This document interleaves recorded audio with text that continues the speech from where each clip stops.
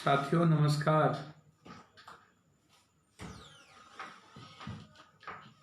मुझे आश्चर्य लगता है इस देश को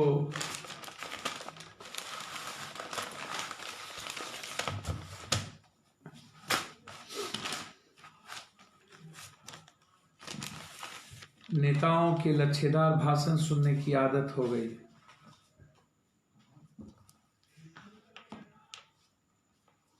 भूखे पेट भजन नहीं होती। मैं आप सबको बधाई देता हूं कि आज आप लोगों ने प्रवासी मजदूर, प्रशिक्षित युवा, बेरोजगार की आवाज बने। मुझे अच्छा लगा। दिल्ली, महाराष्ट्र, पूरे बिहार के साथियों ने अपने घरों, अपने जगहों से सभी साथी, खासतौर पर दिल्ली में सभी साथियों ने जिस तरीके से अपनी आवाज को बुलंद किया, यह संघर्ष कभी भुलाया नहीं जा सकता है। यह सीख है उन दोगले नेताओं के लिए, उन ट्विटर नेताओं के लिए, बरबोलेपन के लिए, जो मुख्यमंत्री का सपना देखते हैं। उन नेताओं के लिए जो 15 साल कुकर्म किया, महापाप किया,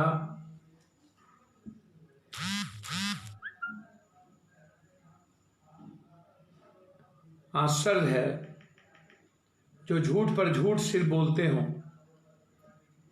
झूठ की कमी नहीं है।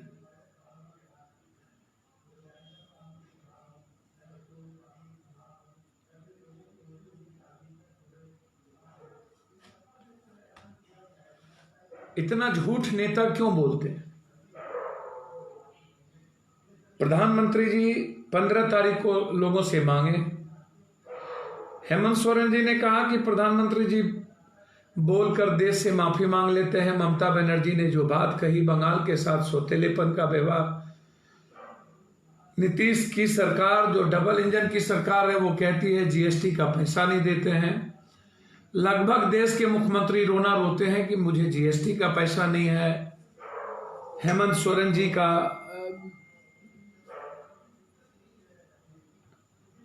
की बात करते हैं। फिर एक झूठ उन्होंने आज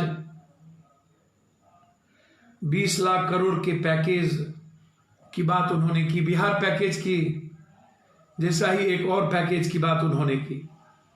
बिहार में भी पैकेज की बात उन्होंने की थी, याद होगा आप सबको। एक और झूठ याद होगा, झारखंड में भी पैकेज की बात किया था उन्होंने। कश्मीर को याद कीजिए, याद है आप सबको? कोई पैकेज नहीं मिला।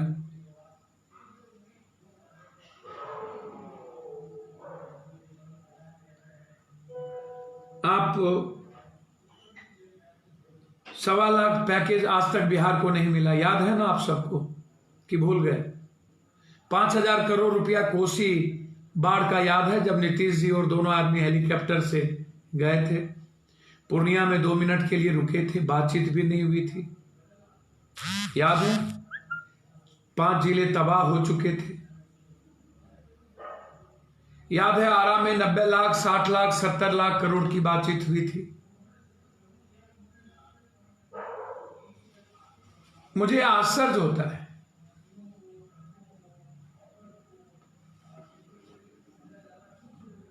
हम किसानों पर कोई बात क्यों नहीं करते हैं, कोई चर्चा क्यों नहीं करते? हमेशा बिहार का रोना हम क्यों रोते? हम राज का रोना क्यों रोते? हेमंत सोरेन जी लगातार उद्योगों का, अभ्रकों का, खदानों का रोना रोते हैं, कोयला के रॉयल्टी का रोना रोते हैं, उन्हें पैसा नहीं मिलती है। छत्तीसगढ़ के मुख्यमंत्री रोना रोते हैं। क्या कहा? बिहार के पास तो कुछ है नहीं। मेरा सवाल नीतीश सरकार से है। नीतीश बाबू, मेरा आग्रह है कि 15 साल अभी हम आएंगे आपके पास जीएसटी घोटाले के बाद, बहुत जल्दी मैं आपके पास आने वाला हूं। बहुत बड़े घोटाले को लेकर के हम आएंगे 10-20 दिन के अंदर।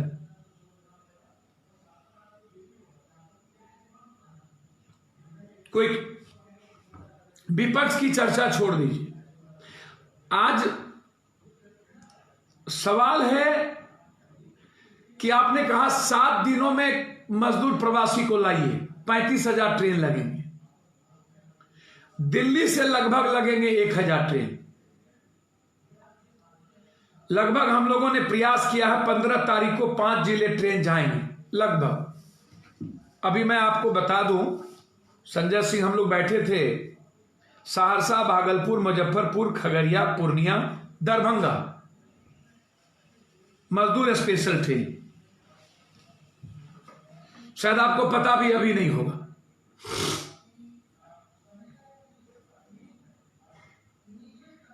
लगातार आपने पैसा नहीं दिया। अभी 1 घंटे से भाषण चल रहा है प्रधानमंत्री जी का। कल 9:30 बजे अंतिम प्रवचन आपका हुआ। आपने कहा 31 मई तक लॉकडाउन बढ़ा देना चाहिए। आप बिहार की जनता को बताइए कि आपने इतने दिनों के लॉकडाउन में अच्छा क्या किया। जांच 40,000 भी नहीं हुए। कोई एक स्टेट का नाम बताइए जहां क्वारंटाइन, बाहर के लोगों को क्वारंटाइन किया गया हो जो पॉजिटिव नहीं है। एक तरफ जहां पर सरकार कह रही है कि जब फीवर नहीं है, अरविंद केजरीवाल कह रहे हैं कि आपको जब विशेष खांसी या कुछ नहीं है तो आप कुछ मत करिए। तो मैं आपसे एक बात पूछ रहा हूं, मुझे हाथ जोड़ करके प्रार्थना है, आप हमें बताइए कि आप मजदूर का संक्रमण आपके नेता बार बार बोल रहे हैं, जो बाहर से विदेश से आ रहे हैं, जो अहमदाबाद में पूरी की पूरी टोली आई अमेरिका से, उस पर चर्चा नहीं होती। कोरोना वायरस 15 लाख लोग लेके आए, उस पर चर्चा नहीं होती। आज दिल्ली स्टेशन पर सोशल डिस्टेंस की धज्जियां उड़ गई, उस पर चर्चा नहीं होती। पूरी धज्जियां उड़ गई, उस पर चर्चा नहीं होती। मुझे आश्चर्य होता है। दारू में सोशल डिस्टेंस की धज्जियां उड़ जाती है, चर्चा नहीं होती है। मजदूर के घर जाने पर मजदूर से संक्रमण हो रहा है। मैंने कल भी कहा कि आप मजदूर को पैसा दे दो ना, नहीं जाएगा। लेकिन आप मजदूरों को अपमानित क्यों कर, शोषण क्यों कर, मजदूर को बेइज्जत क्यों कर? आप 7 दिनों में 35,000 ट्रेन कैसे चलाओ? एक तरफ महाराष्ट्र पर आप कुछ नहीं बोले, पंजाब पर कुछ नहीं बोले, दूसरी तरफ आप 21 दिन कह रहे हो जो प्लेन से जाएंगे वो घर जाएंगे, जो बाय रोड जाएंगे घर जाएंगे। अभी आपकी लड़ाई बाय रोड विपक्ष के नेताओं के साथ शुरू हो गई। वो कह रहे हैं कि मैं लॉकडाउन में, आप भी समझ जानते हो कि विपक्ष का नेता कब यहां आए, क्यों आए, क्या जरूरत थी उनको दिल्ली आने की। आपको भी पता है, सबको पता है कि क्यों दिल्ली आते हैं, क्या मजे लेते हैं, सबको पता है। कोई लॉकडाउन में कोई नहीं फंसा है, सबको जानकारी है कि अंतिम दिन 23 तारीख तक प्लेन चली है। मैं भी अंतिम दिन दिल्ली आया हूं, काम करके आया, और 23 तारीख से लगातार हर दिन मैं यहां पर खाना बांटा हूं, पैसे बांटा हूं, लोगों के बीच रहा हूं, घर में झगड़े हुए डेली हो रहे हैं। हमें रोका गया है, असहज रहा हूं, डिस्टर्ब रहा हूं, आज भी डिस्टर्ब रहा हूं मजदूरों की आवाज उठाने। हमारे लोगों को ओखला थाने में रोका गया है, मैं बहुत डिस्टर्ब रहा। आज कई चैनल पर कहा सोशल डिस्टेंस, पप्पू यादव दारू में सोशल डिस्टेंस नहीं, 2 लाख मजदूरों को मार पीट के सड़कों पर भेज दिया, सोशल डिस्टेंस नहीं। दिल्ली मार रहे हो, राजस्थान में मार रहे हो, हरियाणा में मार रहे हो, सूरत में मार रहे हो, महाराष्ट्र में मार रहे हो, पटरियों पर सोशल डिस्टेंस नहीं। एक बच्चे मानसरोवर में आत्महत्या कर लिए, उत्तर प्रदेश मध्य प्रदेश में सोशल डिस्टेंस नहीं, पेट में बच्ची मर गई, सोशल डिस्टेंस नहीं है। जो मन में आ रहा है आप कर रहे हो। आप अभी पीपी कीट पर असर बोल गए। 47,000 कीट पहले बन रही थी, अब अधिक बन रही है, लेकिन कोरोना के बाद जरूरत बढ़ी है तो उत्पादन शुरू हुआ है। Y2K की फर्जी संकट पर बोले, जो कोई संकट ही नहीं था। मजदूर श्रमिक कानून पर कुछ ना बोले, कुछ बोले ही नहीं उस कानून पर कि क्यों मैं खत्म किया। मुझे समझ में नहीं आता है कि आखिर कारण क्या है। एक तरफ कहते हो भारत को आत्मनिर्भर बनाएंगे बिना मजदूर के, एक तरफ आप मुनाफाखोर और कॉर्पोरेट को पूरी अधिकार दे रहे हो। 200 रुपये में मजदूर जाएंगे, जब मन आएगा नौकरी से निकाल देंगे, घर नहीं मिलेगी।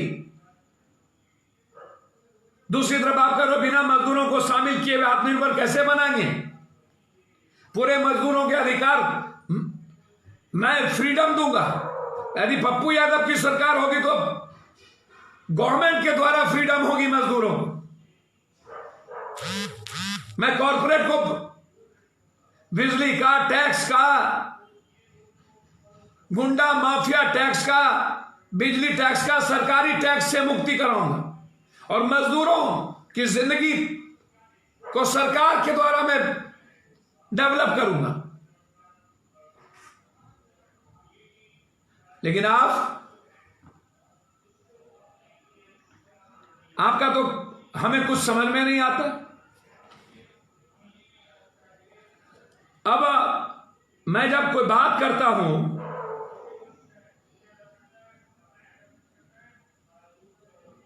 कोई गरीब आदमी क्वारंटाइन से निकल जाए तो लाठीचार्ज हो, वीआईपी आदमी का क्वारंटाइन, ये संस्कृति आप मजदूरों के बीच रखो। भारतीय मजदूर संघ की राज्य सरकार को चेतावनी दी गई। बीएमएस ने प्रवासी मजदूर को मुफ्त परिवहन सुविधा उपलब्ध कराने की मांग किया। मुख्यमंत्रियों को लिख करके श्रम कानून को कमजोर करने का विरोध तक किया गया है। कोरोना वायरस में मजदूरों और नौकरियों के लिए असाधारण संकट की स्थिति पैदा की गई। आर्थिक, सामाजिक और मनोवैज्ञानिक समस्या पैदा किया गया।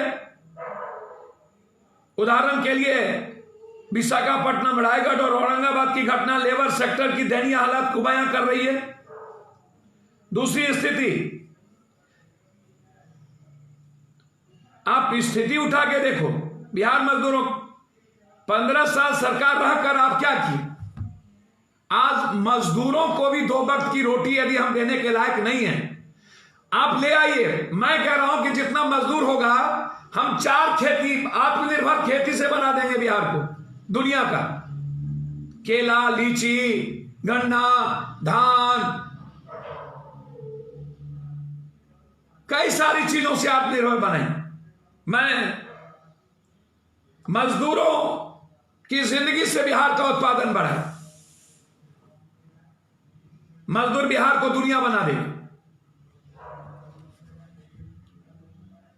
क्या है बिहार के मजदूरों पर हमेशा चर्चा।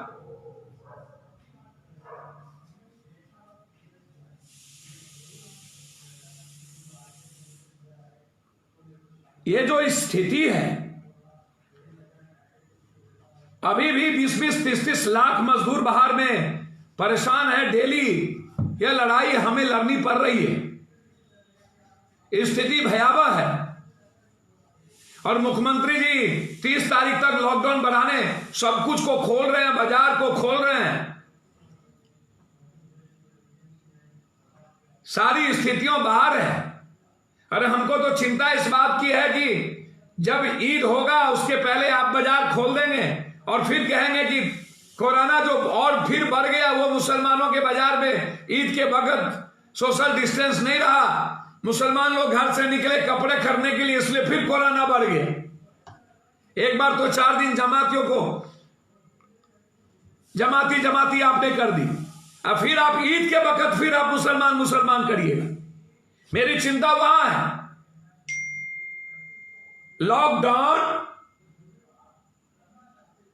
उस ईद के वक्त गुजरातियों का, व्यापारियों का लगभग जो रखा हुआ सामान है, मुझे लगता है कि मैं बधाई दूंगा, उस वक्त हमारा जो इकोनॉमी है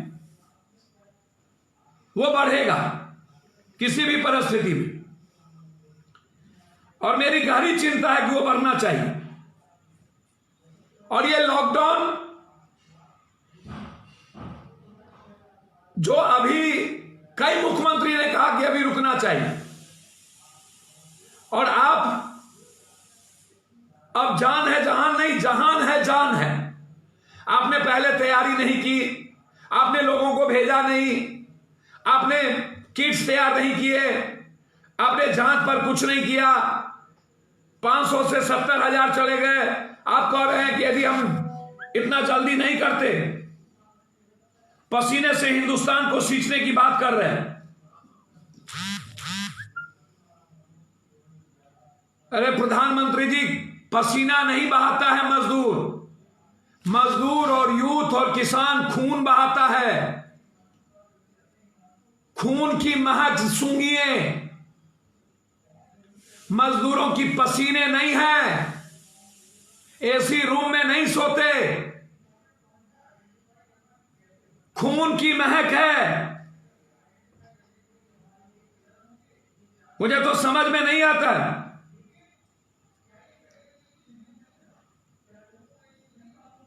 अब जिस तरह की बात उन्होंने की है,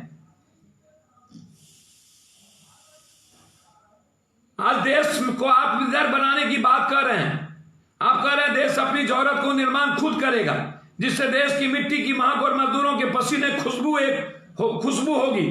लेकिन जिन श्रमिकों के सारे देश आत्मनिर्भर बनाने का सपना आज आप फिर बेच रहे हैं, जैसे आने नोटबंदी में सपना बेचा, देश को अब गरीब मजदूर दबा कुचला, आर्थिक रूप से संपन्न हो जाएगा, सारा ब्लैक मनी बाहर आ जाएगा, जिस देश के गरीब गुरबों का कल्याण होगा। सोने तो आपने बेच लिए, और सपनों को साकार करने के लिए हिंदुस्तान लाइन में लग गया, लोगों की जान चली गई, लेकिन वो सोना हकीकत नहीं बना। नोटबंदी में लाइन लगी, लोग मरे, 15 लाख आ गया, ब्लैक मनी आ गई, क्या हुआ? और फिर कह रहे आत्मनिर्भर। प्लीज मैं पैर पकड़ता हूं प्रधानमंत्री जी, अब सपना बेचना बंद करिए, अब हकीकत में आइए। पूरी दुनिया ने देख ली, 130 करोड़ लोग, क्या होगा वो तो बात की चीज है, लेकिन मेरी बात याद रखिएगा। व्यापारियों के घाटे को तो ईद में मेकअप किया जाएगा, लेकिन किसान, यूथ, मजदूर, इसकी जिंदगी तबाह हो जाएगी। इसको आप लिख लीजिए सादे कागज पर, इसको हम किसी भी कीमत पर, ये 20 लाख करोड़ मजदूर और किसानों का होगा।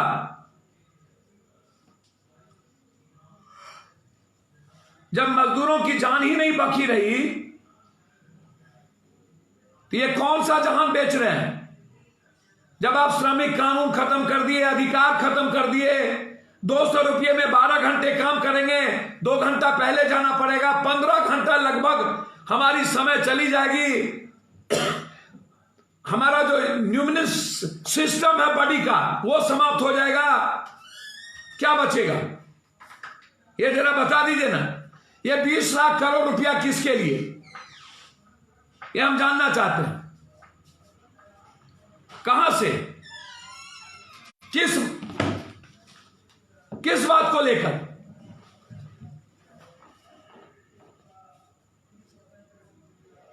किसके लिए पैकेज? 64,000 करोड़ रुपया, लाख हजार करोड़ रुपया आपने पहले माफ कर दिया। रोजगार पर क्या हुआ? प्रवासी मजदूर पर क्या हुआ? श्रमिक कानून पर क्या हुआ? लघु और कुटीर उद्योग पर क्या हुआ? मुझे तो समझ में नहीं आता है। ये रजिस्टर्ड लोग हैं, बाकी अनरजिस्टर्ड लोग हैं। तो जो स्थिति है, इस पर समझना होगा। और नीतीश बाबू अब चालाकी बंद करिए, धुरताई बंद करिए। जिसकी औकात 1 किलो दाल की नहीं है, जिसकी औकात 1 किट्स की नहीं है, जिसकी औकात जांच की नहीं है, जिसकी औकात 1000 रुपया रटने की मात्र है, जिसकी औकात सिर्फ डराने की और अपने लेबर को, अपने मजदूर को, अपने भगवान को बोझ समझने की है, जिसकी औकात 50 दिनों के बाद भी अभी भी लॉकडाउन 31 तक बढ़ना चाहिए, जबकि पेटना 50 दिनों में दाने दाने की रोटी के लिए होता है, पुलिस की लाठी। और आज आप सब जवाब दिखा रहे हैं। इतने दिनों के बाद मुंह से श्रमिक कानून पर नहीं निकला।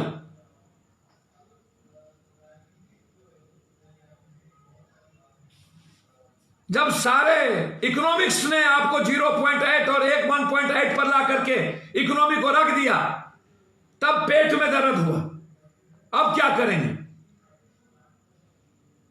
अब क्या होगा? जब ये कोरोना बढ़ेगा, जून जुलाई में, मई के बाद कोरोना वायरस के नाम पर पीएम केयर्स फंड में जितने अरबों खरबों होंगे, वह हम दिखाएंगे कि ये पैसा कोरोना वायरस के लिए लग गया। अब देखिएगा ये चीज, सारे पैसे हम दिखाएंगे कि सारे अस्पताल में खर्च हो गए। दूसरी तरफ मंझले और बड़े कारोबारी ईद में सारी चीजें इनकी खरीदारी हो जाएगी। और होगा कि लॉकडाउन को हमने फ्री किया, लेकिन इसका सोशल डिस्टेंस नहीं रहा, मुसलमानों ने सोशल डिस्टेंस नहीं किया। तो समझने की जरूरत है, और बिहार को समझने की जरूरत है। मजदूरों पर किसी की आवाज नहीं चले, राजनीति हो रही। हम आ गए, कौन आ गए? नामर्द आ गए, ना समझ आ गए।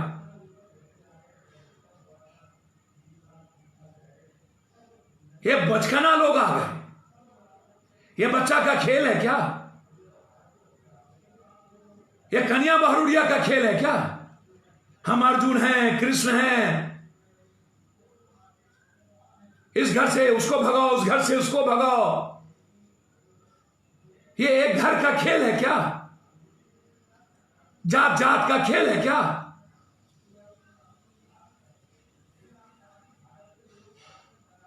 बकस दीजिए आप बिहार को। और लंबी लड़ाई लड़ने की जरूरत है बिहार के किसानों के लिए। हम लड़ेंगे, हम चैन से नहीं बैठेंगे किसी भी परिस्थिति में। हर परिस्थिति में हमारी लड़ाई होगी।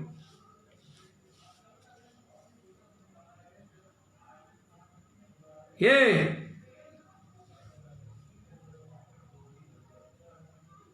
आपदा प्रबंधन के मंत्री हाईकोर्ट को ये जानकारी दी है, 17 लाख से ज्यादा बिहारी देश के अलग अलग जगहों पर फंसे। भोजन राशन तत्काल 1000 रुपया पहुंचाने का काम हमने कोशिश किया है। बिहारियों को वापस नहीं लाया जा सकता है। कोटा या देश के किसी भी हिस्से में फंसे बिहारी को वापस नहीं ये दिया है। आपदा प्रबंधन के सेक्रेटरी ने कानून और केंद्र सरकार के गाइडलाइन को सख्त अनुपालन राज्य सरकार कर रही है। ये देखिए, ये रिपोर्ट है, ये हाईकोर्ट को दिया है। कितनी साजिश है बिहारियों को लेकर। इसीलिए हमें इन साजिश को लड़ना होगा, मर के भी। जो होना होगा होगा। मौत से नहीं डरते। परवाह की, मौत की परवाह, जिंदगी की परवाह अब हम नहीं करेंगे। पता नहीं ईश्वर क्या करेंगे, मैं नहीं जानता हूं। अगर ये पैकेज मजदूरों के लिए है तो ये पहले क्यों नहीं दिया गया? पूरे देश में फंसे मजदूरों, उनके घर भेजने, 3 महीना का खाना खिलाने के खर्चा 30,000 करोड़ आता है। वो कितना प्रतिशत हित? 20 लाख करोड़ का महज 1 से 1.5%। लेकिन आपको मजदूरों से मतलब नहीं। सांत्वना के 2 शब्द उनके लिए आप नहीं बोल पाए। मजदूरों के नाम पर बस मगरमच्छी आंसू बहाना तो आपसे सीखे। 3 महीने खाना खिलाने के लिए 30,000 करोड़, 1 से 1.5% मात्र। ये पहले क्यों नहीं? मजदूरों के लिए तो होगा नहीं। तो इसीलिए ये आज ही आगाह हम करेंगे। इसको समझने की जरूरत है। और नीतीश बाबू 7 दिन आपको कम से कम, जो आदमी 1 किलो दाल और 1005 किलो आटा पर 2 महीने से मजदूरों को सब्जबाग दिखाया हो और औकात बताया हो, वो भी संख्या नगन, वो भी पूरी लूट, जांच नहीं, क्वारंटाइन के नाम पर डर। जब एसी ट्रेन के लोग घर जा सकते हैं तो मजदूरों को भी और आम आदमी को भी आप जांच कर पॉजिटिव लोगों को आप अस्पताल में डालिए और उसको क्वारंटाइन मजदूरों को घर में करिए। जब आपके विपक्ष के नेता घर में क्वारंटाइन जाने के बाद बंद हो सकते हैं तो फिर मजदूर क्यों नहीं? ये मेरा सवाल है आपसे। एमपी एमएलए जाने के बाद घर में होंगे तो मजदूर क्यों नहीं? ये सवाल मेरा सवाल है। सही लोग कहते हैं ये सूट बूट की सरकार है।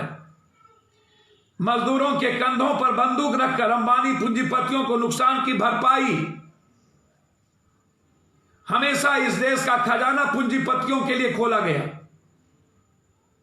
यह याद इतिहास है, किसानों के लिए नहीं, युवाओं के लिए नहीं, मजदूरों के लिए नहीं। याद रखिएगा, यह 3 वर्ग इस हिंदुस्तान के निर्माण का सबसे बड़ी ताकत है और इतिहास लिखेंगे हम इन 3 वर्गों से। और ये 3 वर्ग पप्पू यादव के लिए भगवान है। और ये लड़ाई हमारी जिंदगी का अंतिम सांस का कतरा कतरा होगा। इसी संकल्प के साथ पुनः एक बार पप्पू ब्रिगेड जन अधिकार पार्टी के सभी साथियों को, वरिष्ठ नेताओं को, हर वर्ग के दलों के दलित नेताओं को, सभी मजदूर भाइयों को, मानवर बंधुवर को, युवा शक्ति, युवा मोर्चा को, छात्र को, सेवा दल को, सभी प्रकोष्ठ के साथियों को, महिला बहनों को बहुत बहुत मुबारक कि आपने मजदूर के संघर्ष और प्रशिक्षित युवा वर्गों के संघर्ष की आवाज बने और पूरे मजदूरों को और युवा साथियों को बिहार लाने और उनके अधिकार और श्रमिक कानून, काला कानून जो लाने का काम हुआ और उनके अधिकार को जो खत्म करने की कोशिश की, उसके संघर्ष के भागीदारी बने। इसके लिए बधाई। लगातार आपकी आवाज इस सरकार के खिलाफ, नाइंसाफी के खिलाफ, इस हुकूमत के खिलाफ और ये जल्लाद नेताओं के खिलाफ उठ रही है। इसके लिए बधाई।